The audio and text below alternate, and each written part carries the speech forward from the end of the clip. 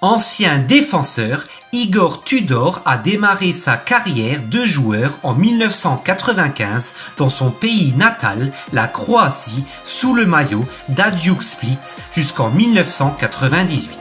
Dans sa carrière de joueur, il a surtout défendu les couleurs de la Juventus de Turin entre 1999 et 2005 avec 170 matchs sous le maillot de la Juve.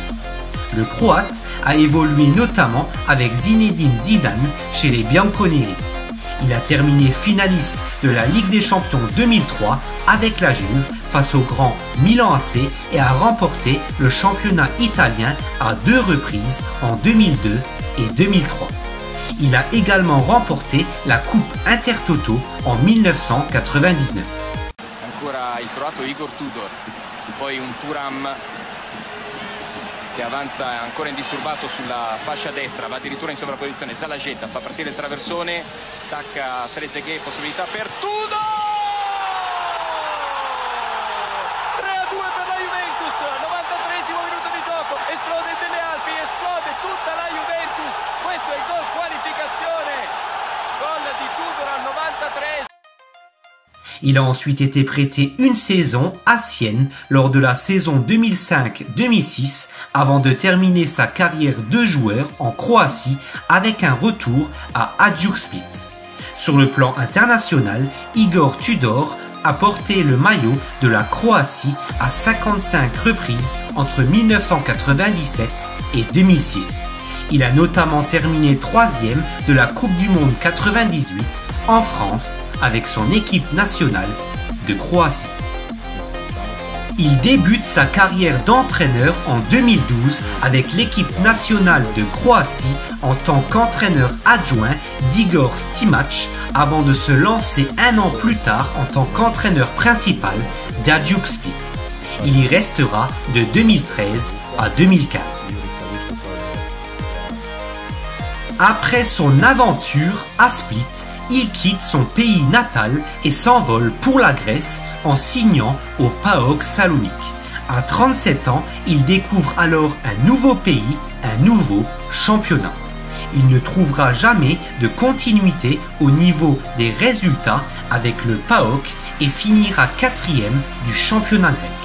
La saison suivante, le technicien croate rejoint la Turquie pour une deuxième expérience à l'étranger, d'abord au Kardemir Karabükspor, puis à Galatasaray de février à novembre 2017. Sa première expérience dans un club des 5 grands championnats européens aura lieu à l'Udinese en 2018. En avril, le technicien croate prend une équipe d'Udine en grande difficulté. Il réussira à maintenir le club en Serie A. Il quitte l'Udinese à la fin de cette saison avant de reprendre les rênes de l'équipe en mars 2019. Près d'un an après la première aventure, il sera néanmoins limogé au tout début de la saison suivante, en novembre 2019. Tudor n'aura jamais réussi à imposer ses idées, un nouvel échec pour lui. Après le départ de Maurizio Sarri et la nomination d'Andrea Pirlo sur le banc de la Juventus, Igor Tudor est nommé adjoint de Pirlo chez les Bianconeri. Tudor ne restera qu'une seule année à la Juventus. Pirlo et son staff sont remerciés par le club turinois lors de l'été 2021. Août 2021, Igor Tudor est nommé entraîneur de l'Hellas Vérone. On va découvrir un tout autre coach, proche de ses joueurs et très pointilleux avec son effectif. Il va prôner un jeu assez séduisant du côté de Vérone avec un système de jeu offensif basé sur un pressing haut et avec un système de jeu à 3 défenseurs. L'Hellas terminera 9e de cette Serie A 2021-2022, une des meilleures saisons des Gialloblu dans le championnat italien. Son équipe a terminé 5e meilleure attaque avec 55 buts inscrits en 38 matchs de championnat.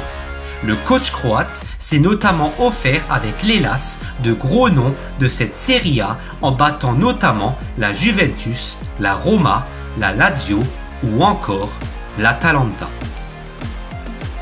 Excepté les 2 saisons passées sur le banc de Split pour lancer sa carrière de numéro 1, il n'est à chaque fois resté qu'une seule saison partout où il est passé.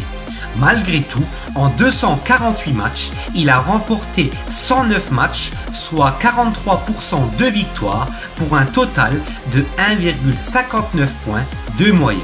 Un bilan honorable. Niveau palmarès, Igor Tudor compte une Coupe de Croatie remportée en 2013. À 44 ans et après plus de 10 ans à entraîner, l'OM est une étape importante pour la carrière d'entraîneur d'Igor Tudor au football dynamique et aux méthodes exigeantes. Marseille sera une étape importante pour son ambition affirmée.